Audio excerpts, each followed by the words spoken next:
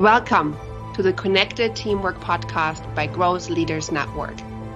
How do we learn to truly thrive together? How do we stay connected to our authentic selves, each other, and our purpose as a team, especially when challenged? How do we unlock the deeper levels of group intelligence? Enjoy this episode of the Connected Teamwork Podcast and learn practical tools to evolve the connectedness of your team to its next level.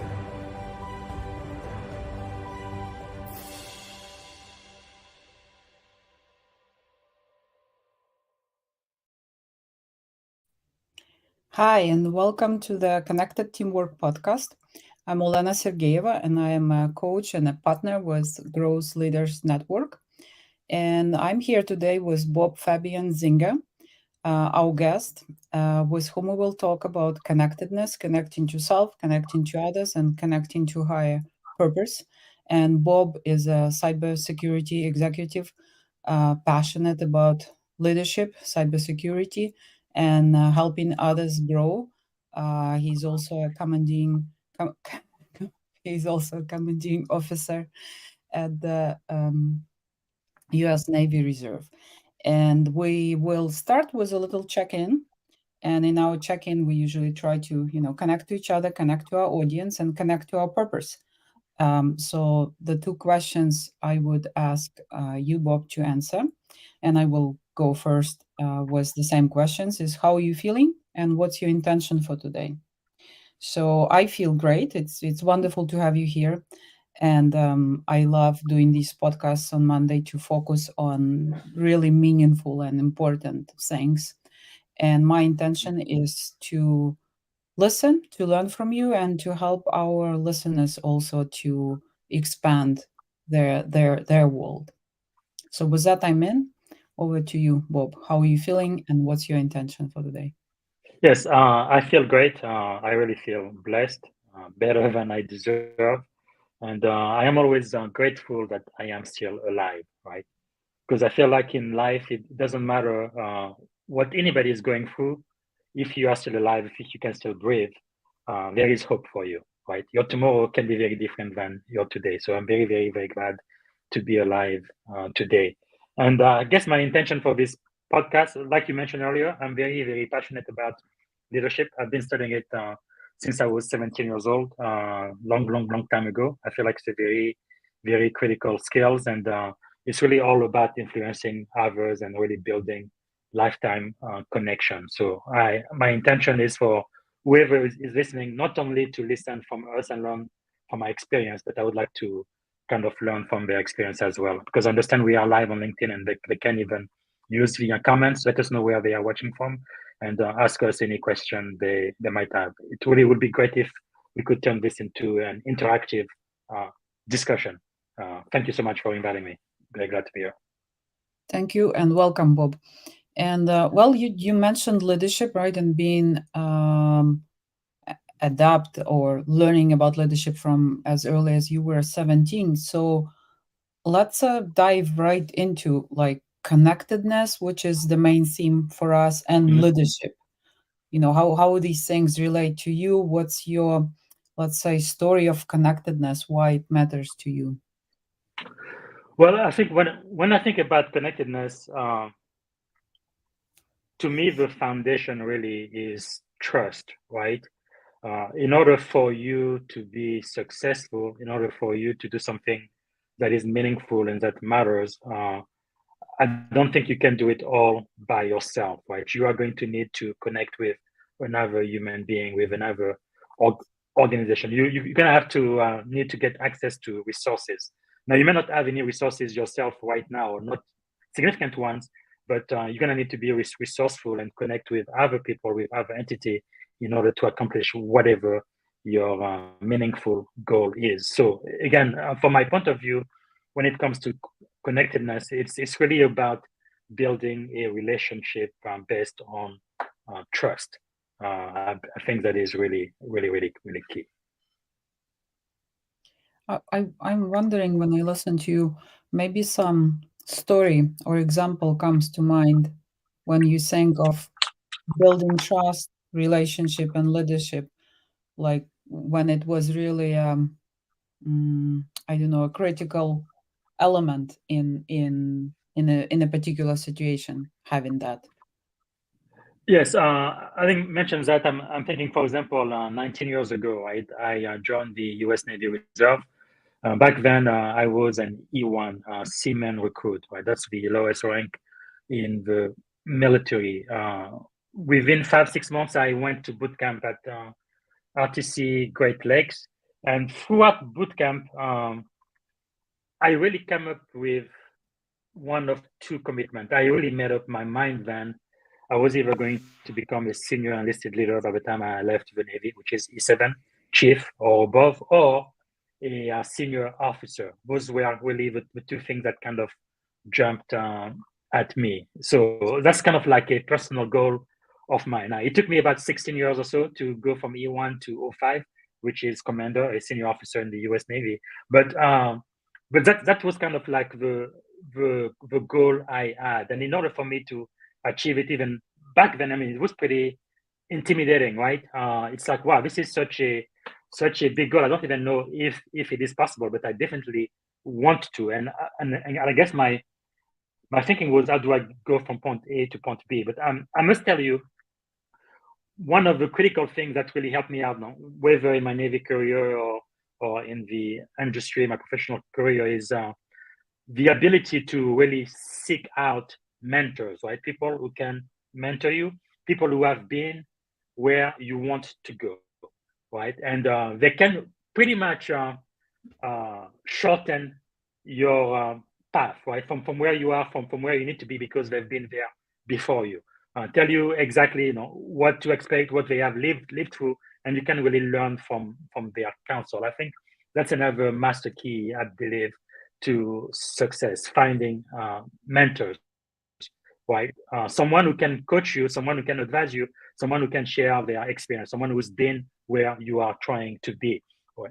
Someone you can learn from. So you don't get what they have earned, right? Because that belongs to them, but you really get what they have learned, right? Not what's in their hand, but what's in their heart, what's in their mind, and you learn from it. Because it seems to me like in life there are really two ways to learn anything, right?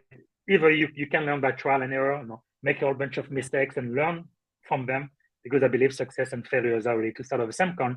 But if you want to be more effective, I think you need to learn from somebody else's mistake or success, and use those lessons in order to allow you, again, to get to the next level. So talking about connectivity, being able to find those mentors, people who are willing to teach you, to coach you, to mentor you, and developing that mentor protege relationship, and throughout your entire career. Like some of my mentors today, for example, are retired, but I still reach out to them and I still learn from their experience today. So again, if you want to do something pretty small, I think you can do it all by yourself. But if you want to accomplish something that is significant, something that is big, you're gonna need to have to work with some other people, and creating that shared values. Like, I am originally from Africa, and we talked about when you raise kids, right? It really takes an entire village, and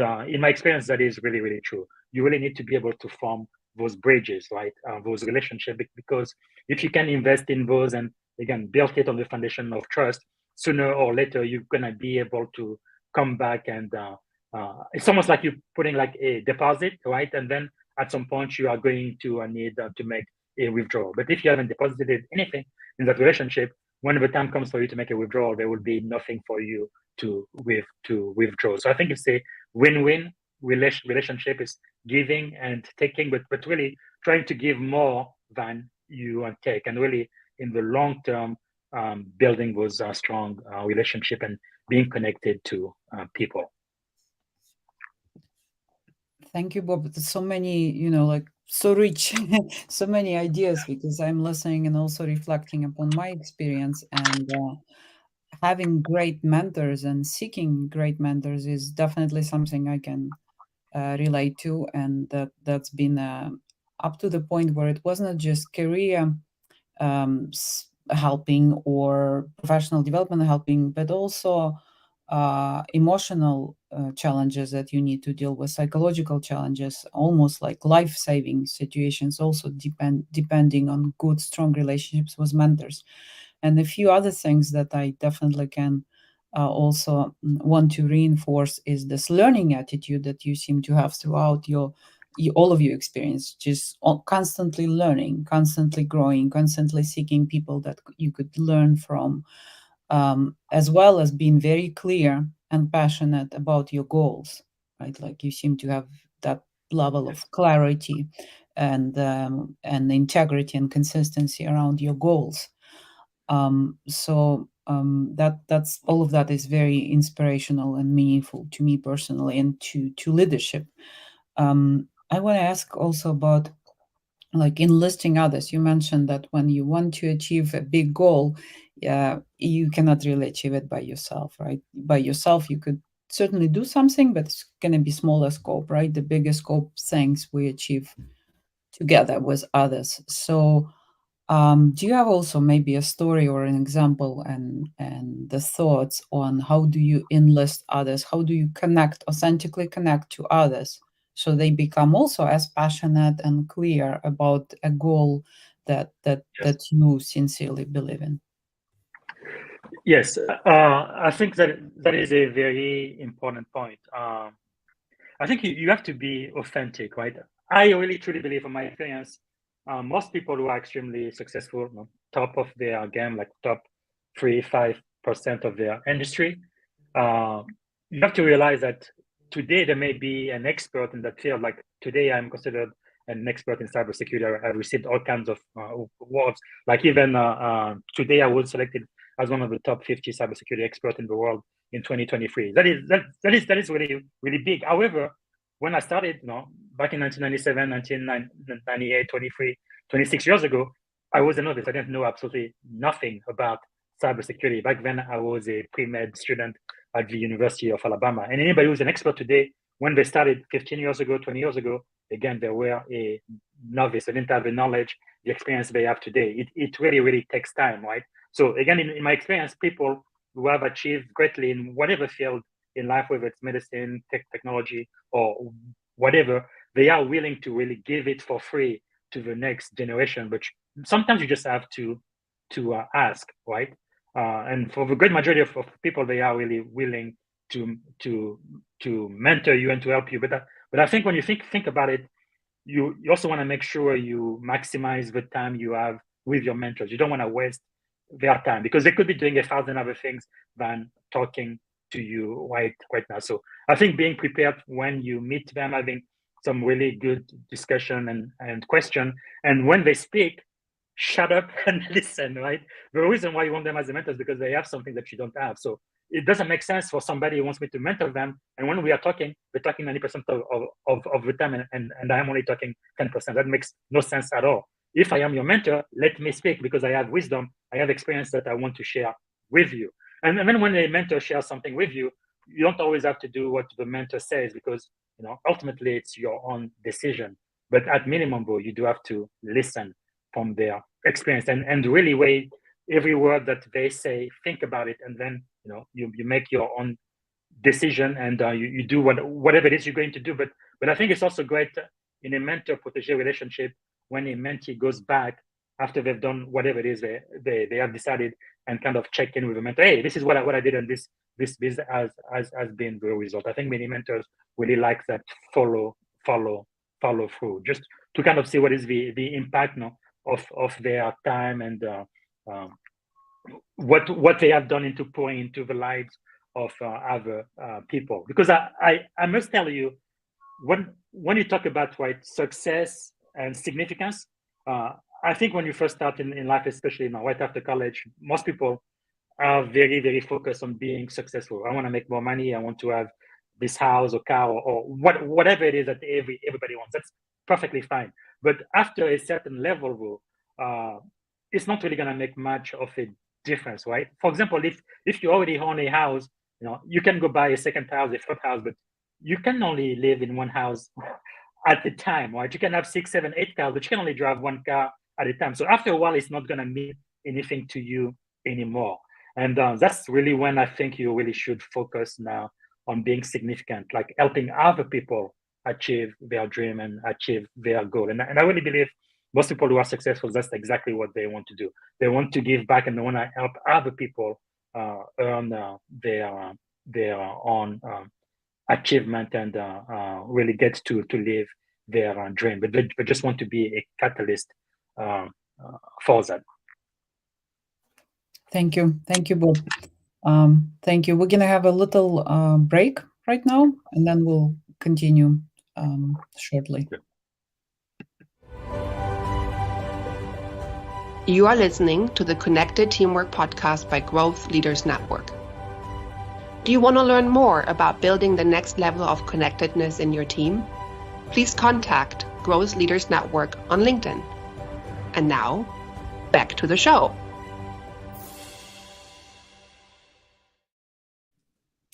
So I suggest maybe let's explore a little more how can you connect to others, right? Something that you talked about is cultivating mentoring relationship and also listening, right? Being very open towards that mentoring protege relationship, Yes. right? On both sides, because I would venture to say that when you mentor someone, you need to really listen. You need to really, be authentic in that listening and taking in the world of another person and taking in what they're really seeking, right? But of course, when you're on a say receiving end and learning end, you definitely need to value the time and be respectful of the relationship and while learning from another person, right? So that's definitely a solid ground for authentic connection between two people. What are some other maybe practical tools or ideas from your experience in terms of fostering authentic connection in the teamwork in the setting, of any team? Yeah, so I think when we talk about teamwork, which earlier I said really it needs to be built on trust, but you also have to realize, right, it's going to take time. It doesn't happen overnight, right? You need to get to know people and you need to care about those people, but really, really care about them as an individual. Like I have seen it many times in the past where I would have a new manager and really their focus is only on the mission of the organization and working everybody as hard as they could so they could be productive, which is fine because the organization has to achieve its mission. But while you are doing that, for example, in the Navy, one thing I've learned, right, is one of our leadership mantra is mission first, but people always, right? People are always more important than the mission itself. And when you connect with your people, when you really care about them, you understand that at times they are going to need to put work, behind because they are going through some type of personal or critical or traumatic event. Somebody might be sick in their family or someone has died or whatever it is that they are going through, and you're really going to need to really care about the person and give them time and space to really deal with whatever it is they are dealing through in their personal life. And then when they really get back into the team and be productive again as an example. So I think most people they can really know when somebody really truly cares about them, or if not, it is just lip service. When you're a manager, you say you care about your people, but your action do not actually show that. Then I think we really have a problem. So I think there needs to be some authentic activity within the team where you really say what you mean and you mean what you say, and where you are a person of integrity. No matter what it costs you personally, you are going to do exactly what you said you were going to do, and you are truly going to value your people, right, above anything else. And I think that really does matter. And again, it's going to take time to build those relationship and really get to know one another. And I feel like if you are in a relationship where it's a win-win situation, you are going to see, especially I've seen it in the military, where your direct report would go above and beyond, right? if a human being can only work up to 100%, sometimes they would even go 105% because they are really they really buy into the vision of the organization and psychological safety. They know that their supervisor really truly cares about them, and you've created an environment where they want to be there and they want to do the very, very best work they can. And of course, in the military, which is different than any other organization I have ever been a part of, there is time where people are actually even willing to give their lives for you, which is really incredible when you are in that type of organization and dedication. But I think it first starts by being authentic, building an environment of trust and really caring about your people. Yes, thank you. And I guess we talked about this before the podcast, right? That like in the modern world with all the with the war that's going on, with all the other challenges and threats, and the war, I mean the one that goes on between Russia and Ukraine, and all the other challenges that the world has. It's really there is this strive for connectedness in certain places, and there is a huge disconnect in some other places. So that just makes it very, very. Yes, the issues of leadership, integrity, and mission and connectedness, they all become very, very important. So yeah, in terms of teamwork, totally agree that what you do should match what you say, and the attitude of care, support, and truly like honest, open environment matters a lot in terms of people being willing to actually put a lot of effort for the mission, for the cause. And also, like you said, recognizing that there are circumstances when someone may have other more important things, more important than their work or their responsibilities, and being flexible around that. Just since we have like about 5-6 minutes left, I'm curious also if you could offer some specific maybe advice or tips or practices for those who lead people, who lead teams, like what they might do on a daily basis, on a weekly basis, that's really helping to create a strong, connected team.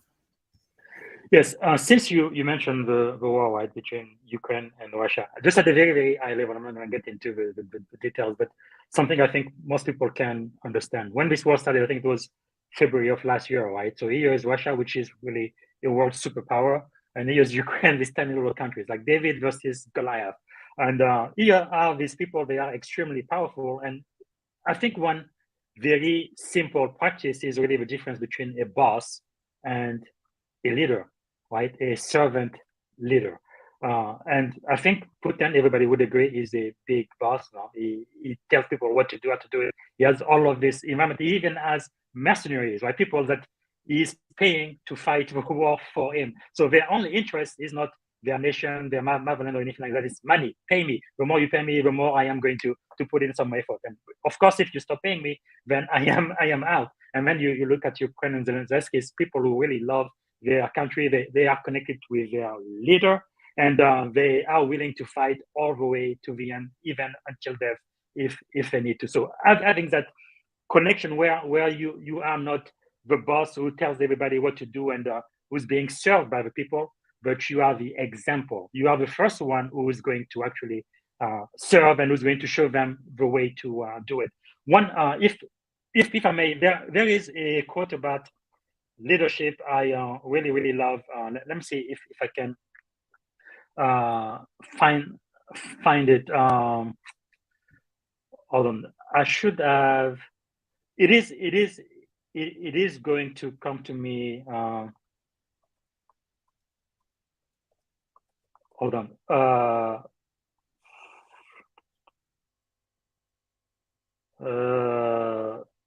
it will come back to me in a second. Because to me, this is really okay. This is really the true meaning for leadership. Maybe I am going to end with this one.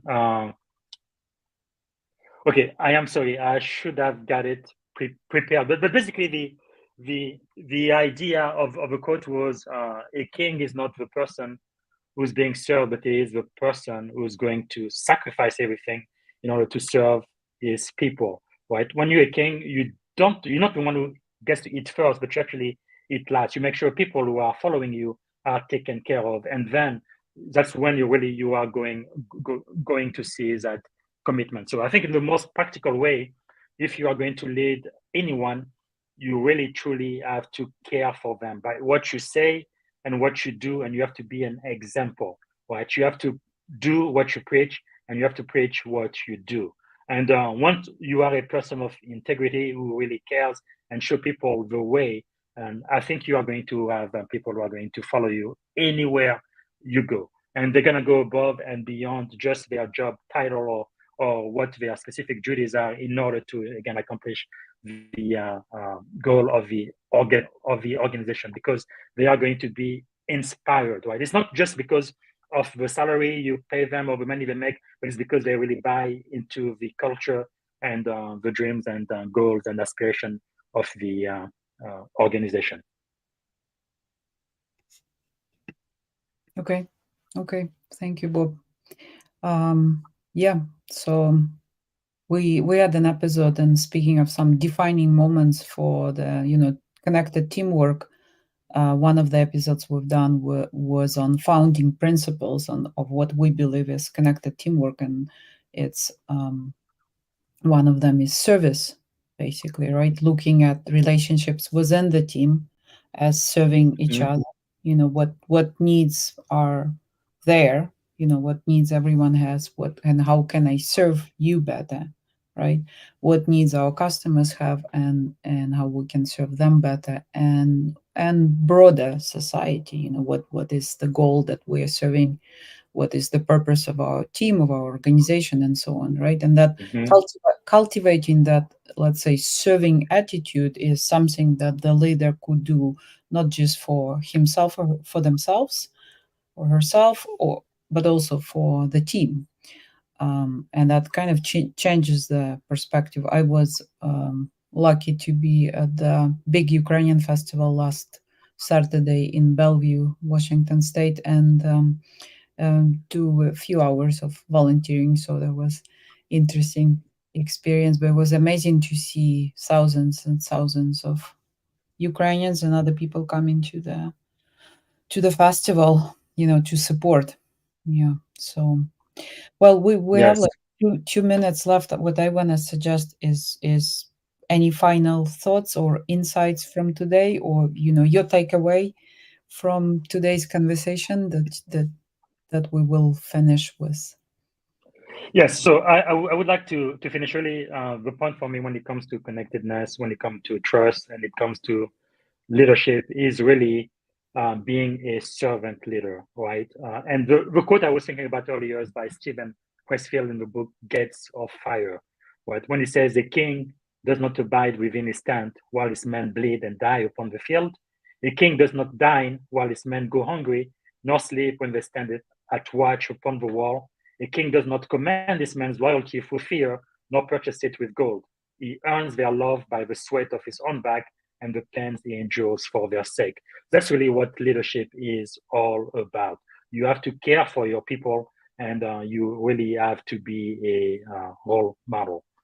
Do exactly what you say. Serve them, and not just have them serve you. And I think if each and every one of us does that, and we really build those long-term relationship where we care about the people we are working with, I think we are going to see a very positive result, where people are going to work above and beyond their own capacity at a time because they really buy into the organization and the visions that you set out.